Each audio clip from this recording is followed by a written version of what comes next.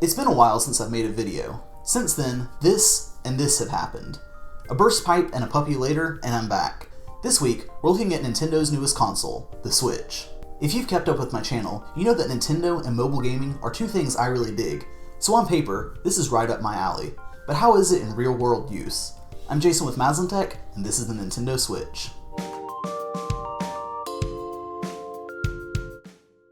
First, a little history for those who don't know. The Switch is the newest home console from Nintendo, replacing the commercially unsuccessful Wii U.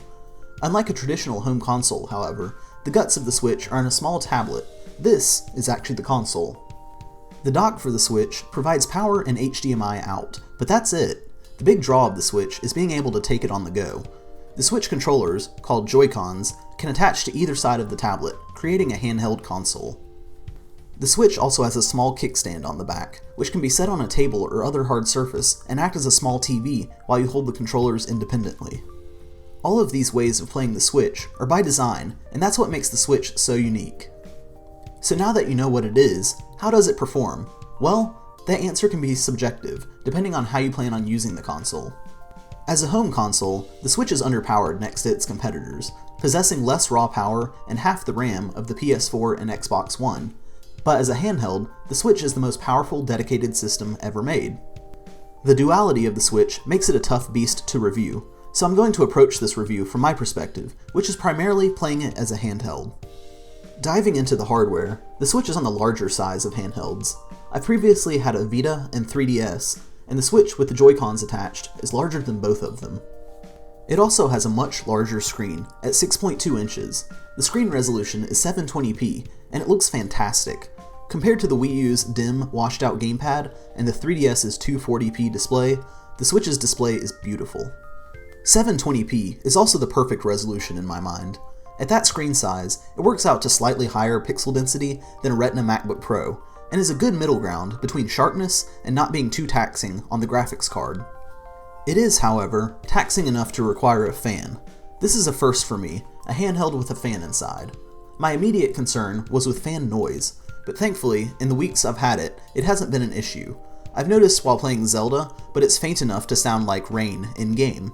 I didn't notice that what I was hearing was a fan until I went to a loading screen and the noise still persisted. Speaking of noise, the speakers on the Switch are also great. The dual front-facing speakers are better than any handheld I've owned before, but not quite as loud as my iPhone 7 Plus. There's also a headphone jack up top, and a hardware button to adjust the volume up top next to the tablet's power button. Finally, where the Switch doesn't compete with other handhelds is battery life. This is my biggest complaint with the Switch. Playing Zelda Breath of the Wild, I'm seeing about 2.5 hours per charge. Throwing the Switch into airplane mode and dropping the brightness will only bring it up another 15 or 20 minutes too. Thankfully, to counteract this, the Switch uses a standard USB-C charging port. While most portable phone chargers don't output power fast enough to charge the Switch while in use, they can prolong a play session, and other chargers, like my MacBook Pro's charger, will charge it at a steady rate while playing. That being said, I'm not sure how safe this charger is for the Switch, so I recommend sticking with the stock charger unless in a pinch. But in my use, I haven't noticed the Switch getting any hotter on my laptop's charger. For storage, the Switch has 32GB of internal storage, and like the new 3DS, uses game cards and micro SD cards for games. Finally on the hardware, let's look at the controllers. The Joy-Cons are some of the most odd controllers Nintendo has contrived yet, but as a pair, they create a perfectly standard controller layout. Each controller has its own unique set of buttons, yet they both share a similar Super Nintendo-style controller layout, with an analog stick, 4 face buttons, and 2 shoulder buttons. This means multiplayer on the Switch is possible right out of the box, without needing to purchase an additional controller. While the controllers are tiny in this way, and have pretty terrible ergonomics, they're perfectly fine for shorter play sessions. My wife and I have been playing Snipper Clips this way, and in short bursts, I have no issues holding the controller like this. Nintendo included additional grip rails to make the gripping of the individual Joy-Cons easier, but I haven't used these yet. Throwing the Joy-Cons into the included grip gives you a more traditional layout. Once again, the dual nature of the Switch means that Nintendo's iconic D-pad is no more, making side-scrolling games like Shovel Knight a little more difficult to control than on other systems. Just like battery life, this isn't a deal breaker, but unlike battery life, this could be addressed by Nintendo, or a third party just releasing a different Joy-Con layout. The possibilities are there for the future. The Joy-Cons also include motion controls, advanced haptics called HD Rumble, a shape-sensing camera, a media share button, and even an NFC reader for Nintendo's Amiibo figures. Okay, so the Switch is jam-packed with hardware out of the box. In contrast, the operating system is incredibly minimal.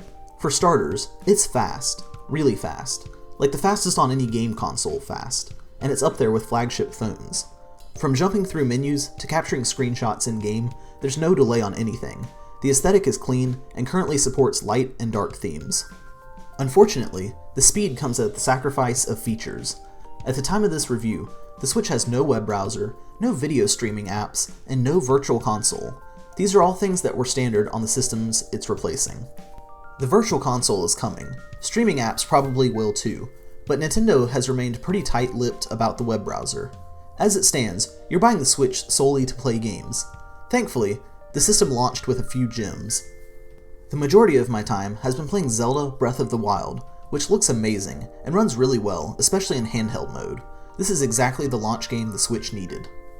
On top of that, my wife and I have been playing Snipper Clips cooperatively, a puzzle game that makes you think and laugh at the same time, and makes perfect use of the pair of Joy-Cons. Looking into the future, AAA releases are few and far between, but big hitters from Nintendo like Mario Kart and Splatoon are coming up in between a ton of indie games. One small, cool detail with physical games is that the plastic case is transparent, allowing inside box art. In the case of Zelda, this means you can flip the cover art to make a clean, textless image. Since launch, there's been a few widespread issues reported with the Switch. The left Joy-Con losing connection, dead pixels, and the screen getting scratched by the dock, to name a few. Thankfully, I've had none of these issues, and among me and the 4 friends I know that got Switches, only one of them ran into issues. He had dead pixels out of the box, but he was able to get it replaced in store. Unfortunately, his replacement system also had issues. This time, he scheduled service with Nintendo, and they quoted him around a 5-day turnaround time, but didn't promise that he would retain his data. So in summary, I've been a big fan of the Switch. The battery life is my biggest issue, and the portability of it being my second biggest. It doesn't fit in my hipster jeans, and I have to break it down to fit it in my backpack, but these are the worst things I can say about the system. The system's longevity will live and die by its games. I'm honestly not sure that it's powerful enough to get cross-platform releases with the PS4 and Xbox One for big games like Destiny and Call of Duty, which is an issue the Wii U had. But if Nintendo can focus all of its development efforts on one system rather than two, and its third-party handheld partners stay on board, I think the Switch will succeed quite well. Nintendo also still is the king of local multiplayer, and having 2 controllers out of the box and local play with multiple systems will go a long way, like it did for the original Wii. I don't think Nintendo has a killer app party game yet, like Wii Sports was, but I'm sure one will find its way to the system. That's all I have on the Switch for now. What are your thoughts on it? Love it? Hate it? Can't find one? Let me know in the comments below. Also, which series would you like to see ported to the Switch? I myself would like to see Towerfall. Once again, this is Jason with Maslin Tech. Like and subscribe if you enjoyed this, and I'll see you in the next one.